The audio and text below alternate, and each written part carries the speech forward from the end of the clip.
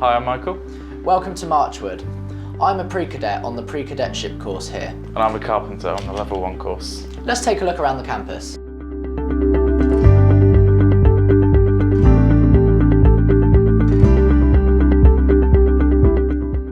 Here is Student Services, where students can get further guidance on any issues they may have here at the college, such as sorting out transport arrangements, first aid, or loss of student passes. Want to follow me into the canteen? It's through this door.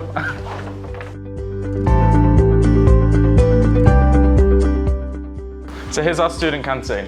There's a wide range of hot and cold snacks. There's 2 vending machines as well where you can get drinks as well. They also take card payments.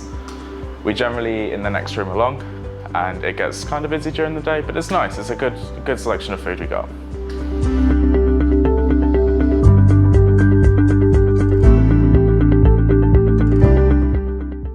So here we have our marine workshops, where pre-cadets and marine engineers will often work half of the time while they are here at college. So over here we have our workbenches fitted with a vice on every corner. And here we tend to develop our hand skills when manufacturing projects such as the key ring and the propeller shaft key that we often do at the start of the course.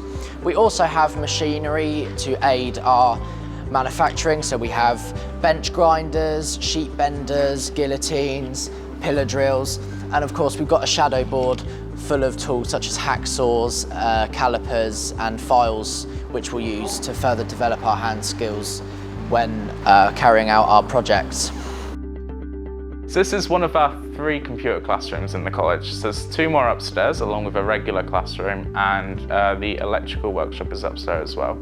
You've also got an upholstery classroom upstairs.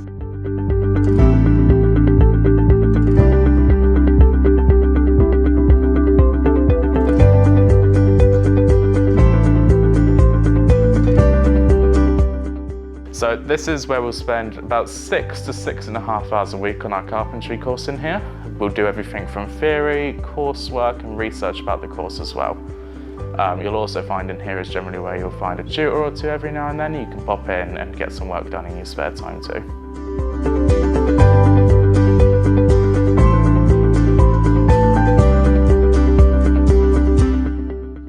Hi there, I'm Dave Kitt. I'm one of the electrical tutors here at Marchwood Skills Centre. Just going to give you a little resume and show you around our electrical workshop here.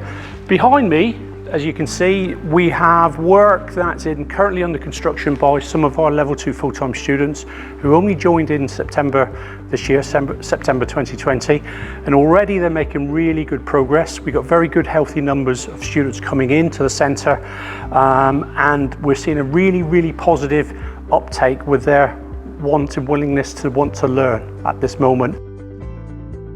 Over here, follow me, we have some of our inspection and testing rigs that we use to develop the inspection testing skills and fault diagnostic skills for some of our more advanced level 3 full-time students and apprentices. And what we have here are rigs that we can fully power up and take a student through the process of all the dead testing and live testing that would happen in a typical installation. And we also have the ability to switch in faults to simulate fault conditions that would naturally happen in the real world, like a broken wire, what we call an open circuit, and those sorts of things. We have 8 of these rigs, and we find that students really develop their inspection testing skills massively by working on these rigs. Okay, follow me. The culmination of what a student might get to if they complete a level 2 and a level 3 program. What they all have to undertake, and also our electrotechnical apprentices that we have here, is a full-on inspection testing assessment and a fault diagnosis assessment when they're getting near to the end of either their apprenticeship or near the end of their full-time level 3 qualification. And they have to go through and work on the rig that you see behind me, and they have to undertake a full inspection and testing of the installation to make sure that it's safe to bring into service, doing all the necessary live tests that you would do on an installation. And also they do a separate assessment on fault diagnosis, which allows us to switch in various faults that they then have to diagnose within the rig and report back to the tutor, to the assessor, and explain what's going on with the fault and how they would overcome and rectify the fault. So that's all us done at the main building here. If you want to follow me, we could head to the carpentry.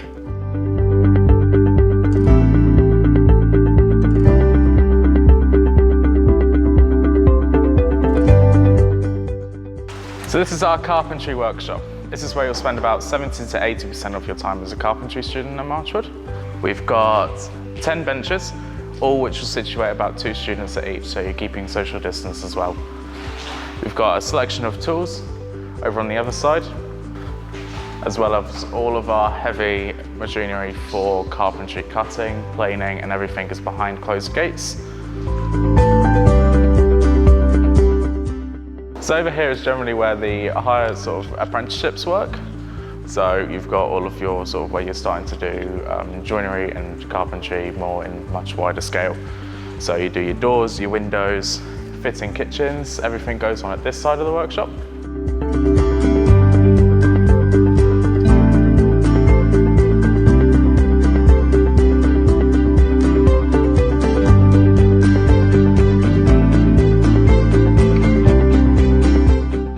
So this is the boat building workshop, where we also have various workbenches where we will use our hand skills, and we also have various hand tools and machinery.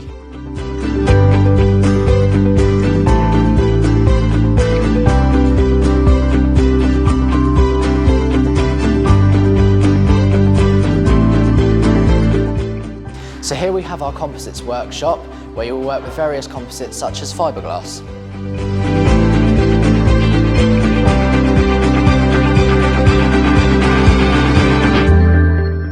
Right, so that's it, we're back at reception. There's one last thing to talk about, and that is travel to and from Brockenhurst College, Marchwood.